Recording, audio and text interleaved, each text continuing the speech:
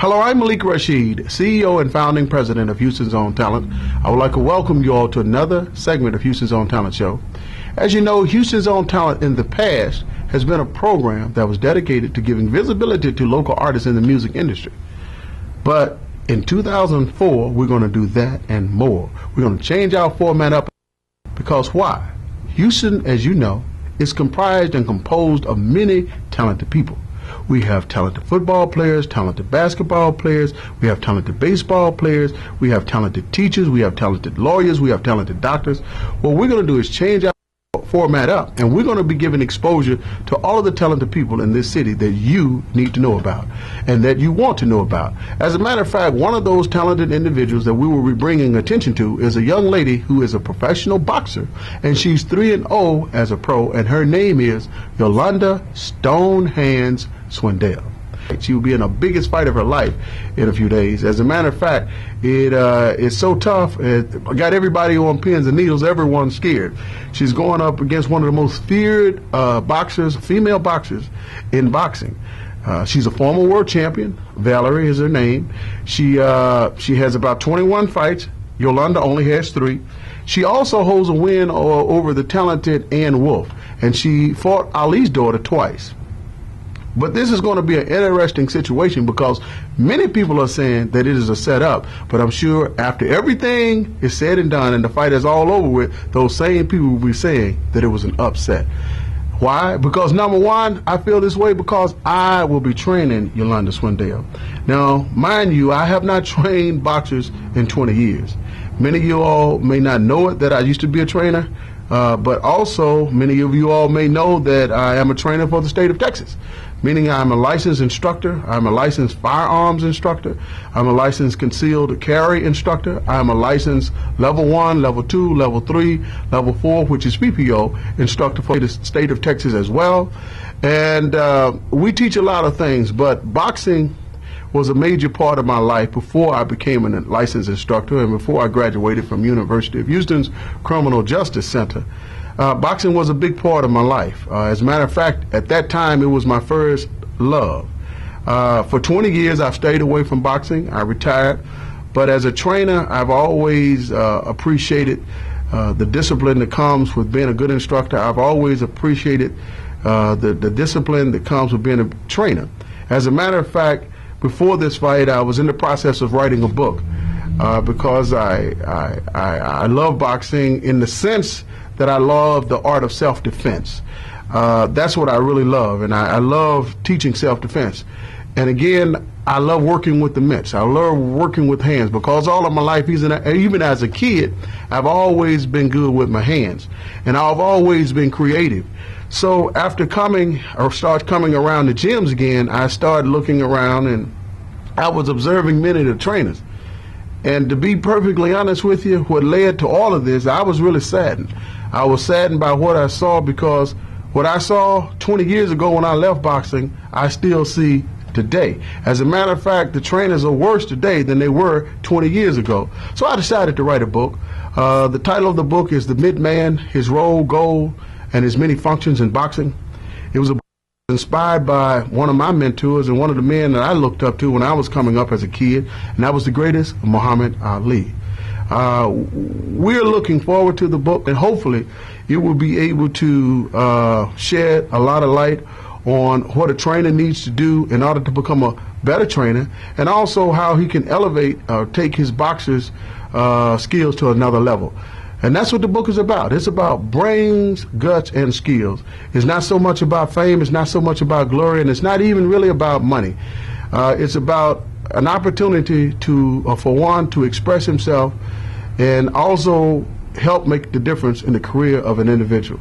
Again, I'm grateful for this opportunity to work with Yolanda. And I know that many people are saying that she shouldn't take the fight. And I know people are saying that Malik is crazy for even coming out of retirement and attempting to do what he's about to do. But again, I believe in Yolanda. I've had the opportunity to work with many, many fighters, world contenders, and I have been involved in many, many, many major upsets throughout my career as a trainer. In addition to that, I have one that I'm going to share with you all. I think it was back in '83. It was upset of the year, according to ESPN. The fight was on ESPN. A fighter, that's when I was training on the East Coast at the time. I was living in Newark, New Jersey, and I used to train boxers there. And I was working with a young man by the name of Mike Fisher. Mike, when they brought him to me, they said, man, look, we've been offered a fight by the ESPN light heavyweight champion, Swanky, and his trainer is Jimmy Montoya. No other trainer would take the risk or take on that responsibility of training Mike Fisher, because no one thought that he could beat Swanky. So they came to me, they approached me, because throughout my history as a trainer, I was known for taking the underdog and making them the top dog. So when they came to me and they talked to me about it, and they asked me if I would train Mike Fisher. So I decided to train Mike. And then training, we went on to win. In about 4 or 5 weeks that I was with him, we were able to accomplish a great deal. He went on to stop Mr. Swanky in the 4th round, if my memory serves me correctly. In addition to that, I'm going to share something else with you. We're going to share a song written by my friend Willie D with the Ghetto Boys, and who's also the CEO of Relentless Records. And I'm sure that you all enjoy it, but we want you to sit back, relax, and enjoy the show. And if you would like to learn more about my new book, or if you'd like to learn more about Ms. Yolanda Swindell, you can feel free to give me a call at 713-694-1343, or you can check out our website, htowntalent.com, and I'll make sure that I get the information to her manager, Michael. Chris Swanky, 16 wins, 1 defeat, 1 draw, 13 knockouts. Mike Fisher, 13 wins, 4 defeats, 10 knockouts. And you see the style Mike Fisher uses. It is very reminiscent of Kenny Norton's style and Jesse Burnett and fighters of that ilk. If he keeps the right hand wrapped around his face and the left flowing, he will come out throwing those left hooks, and that's what he did against Chris Swanky. This one will be a war, folks, I guarantee it. Now, as I said at the outset of the show, Swanky is known for starting quickly, and Fisher usually takes a couple rounds to really get into things. So if that form holds true, it could be a problem for Fisher. But the longer Mike Fisher takes this fight, the better for him it is, because Swanky does have stamina problems.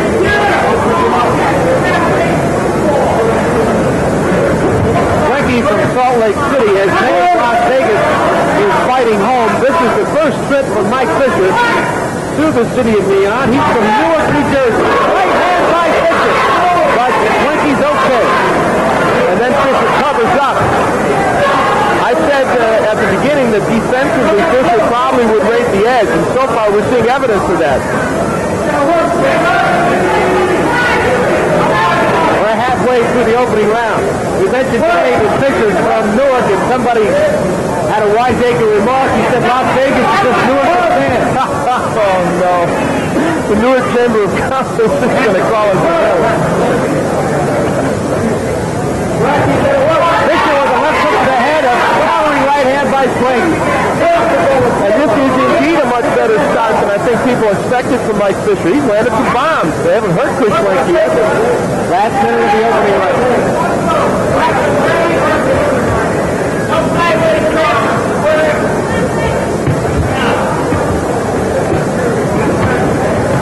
The last time we saw Mike Fisher was in Lake Tahoe earlier this year. Left hook to the head by Mike Fisher, but back came Swanky with a countering right cross. Last time we saw Fisher had a 6th-round decision in Lake Tahoe. Final seconds opening round. And he looks already much better in this fight than he did in that whole 6 rounds against Troy Stone. Now I get the feeling neither wants to have a finesse fight. They're not going here for a decision. They're both trying for a whackout, loading up with every punch.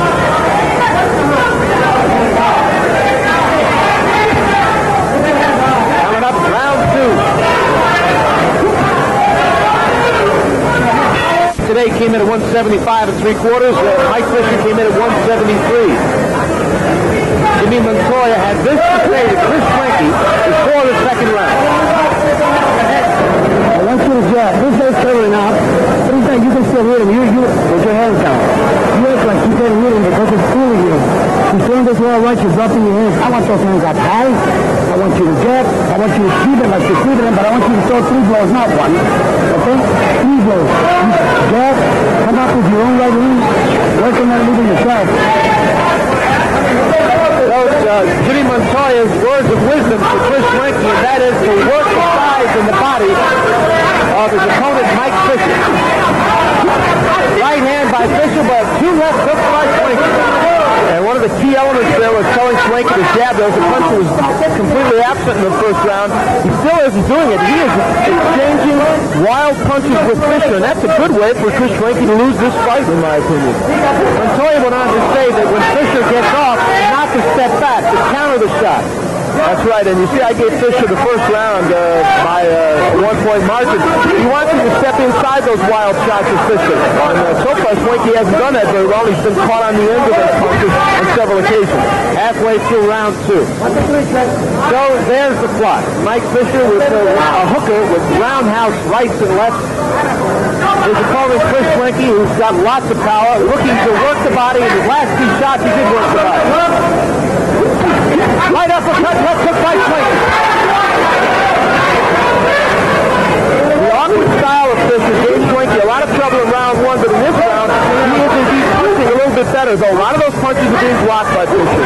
Less than a minute to go in round 2. And I'll say this, Mike Fisher will not be a piece of cake for Chris Schwenke. Good left hook by Fisher. Schwenke is wide open as he throws those wild shots, and he will get hit with a counter shot by Fisher, I guarantee you, in this next round or so. And already, you see Chris Schwenke looks tired to me. He always gets this way. And he's bleeding from the nostril. That just happened. Less than 30 seconds to go in round 2. The key for Fisher is to take this fight into the 6th or 7th round. If he does, his chances of victory zoom up astronomically. Schwenke's got his mouth open. He's breathing hard. And we're only in round 2.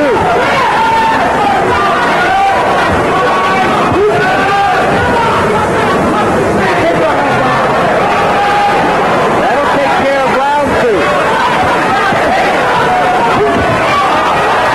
3. Schwenke connects with the left hook to the head. Fisher hardly blinks. In the corner of Mike Fisher, Malik Rashid had this to say before round 3. I want you to start right on top of him, okay? I want you to just round and make all in. I want you to get right on top of him and down there. I want you to out-hustle this guy, man. He can't fight back enough, all right? The guy cannot fight back enough. He's hurt. He's tired. Start right on top of him. That's what you say right now. Malik Rashid, the trainer of Mike Fisher. Al, do you see any subtle changes here? Oh, definitely. I think that even though Schwenke won that last round, Fisher is really, I think, starting to take control of this fight. And if he does what Malik told him, use the jab to work his way in, he will be even more effective. Now, Schwenke's fooled us before. We've seen him, there you see I've got the fight even. We've seen him tired before, but he does have that one-punch knockout power that he showed against Robinson. And overhand right by Fisher, a left to the body by Schwenke.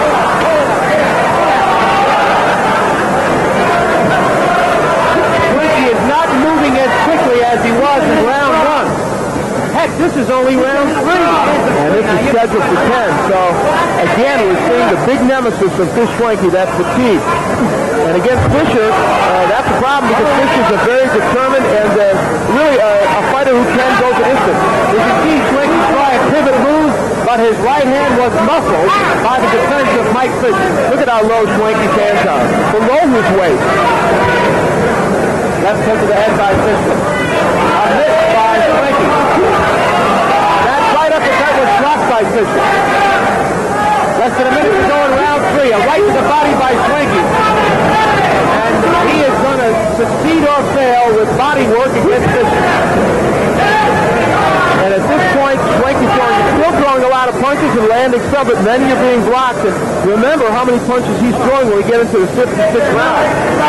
The challenge for Fisher is to counter those shots to the body, and he's just connected.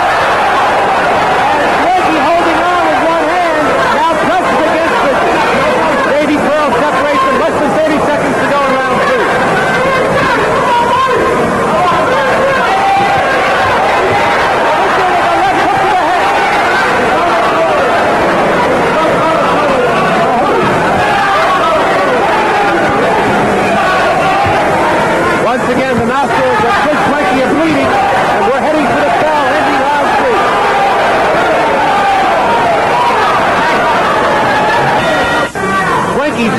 1-1 with 13 knockouts.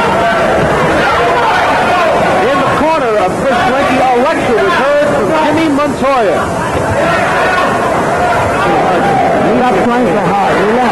All you gotta do is box it down and just move. Keep those hands high. You gotta jab into the round, you understand? Jimmy Montoya telling him to keep those hands high. The point of the matter is that Schwenke is working the body and he's wide open for Fisher. If Fisher can counter his body shot. And Chris Schwenke is not taking advice from his corner. He's loading up with every shot. He's wide open. He's not boxing as Montoya wants him to do. And his fatigue is becoming a real serious factor. Fisher just doing a better defensive job and picking off more punches. Overhand right by Fisher. And Schwenke was taken up by that shot. He was wobbled. Another right hand by Fisher. A left hook by Fisher.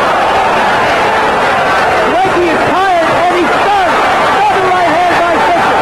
Schwenke is cut over the left eye. And Mike Fisher now is tattooing Chris Schwenke. The fight is turned. A bad cut. Schwenke is bleeding badly from the left eyebrow. Mike, referee Davey Pearl stops time. Dr. Donna Romeo is going to inspect the cut.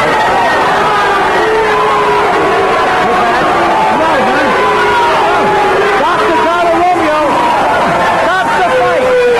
And an upset here in Las Vegas. Mike Fisher stops Chris Schwenke on a cut in round 4. Vegas are used to seeing Chris Schwenke prevail with knockout power, but for Mike Fisher, he was a workman in that ring, and eventually it was the cut over the left eye of Schwenke that did it, but he was dominating the fight in any case in that round.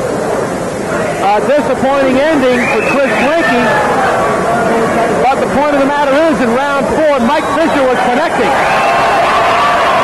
I think it was only a matter of time before he would have knocked Schwenke out anyway. Schwenke was so tired. And you see Fisher just belting him with left hook. Some of those were slaps, but doesn't matter. He did the damage.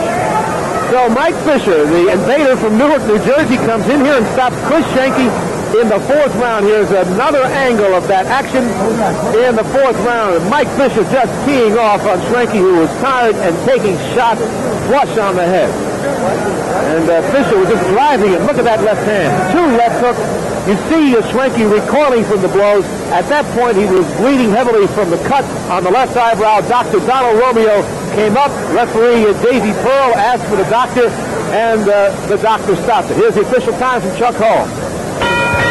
Ladies and gentlemen, referee Davey Pearl stops the bout at 1 minute, 47 seconds of the 4th round. The winner by a TKO, Mike Fisher. Mike Fisher upsets Chris Schwenke in Las Vegas. And for Schwenke, only his 2nd defeat. Schwenke obviously gave you some pressure in the opening 2 rounds, working your body. But what was your plan? My plan was, like I said, I stopped him in the 4th round, and I did. Either he was going to go or get seriously injured. I want to give you the opportunity to put your robe on. Well, we don't want you to catch a cold here. The evening has gone so well for you. But my question, once again, he was working the body. What were you trying to do? I know what you did in the 4th. What were you trying to do earlier? My plan was to stay on top of him, like I always do, my foes, with my foes, and counterattack and not get hit too much from their blows. You know, I usually sidestep or I bob and take the shot and come back harder. This is action from the final seconds of the fight. Mike, I thought one of the turning points was you started using your jab as Malik Rashid had suggested you do, and you were able to work your way in well with that punch. Right. My jab is very effective, as you saw in the fight and past fights. I will continue to improve on it. Malik, we heard your comments in the corner, and you were telling him that this guy was wide open to take advantage of that, and obviously he did. He followed your orders. Right, true. He always does, and that's what makes him such a great fighter. Also, I'd like to say that Mike, as I told Al earlier, Mike said that once he emerged victorious after this fight, that he was known as Captain Fisher. And this show tonight was on his boat. So he's ready. This is the new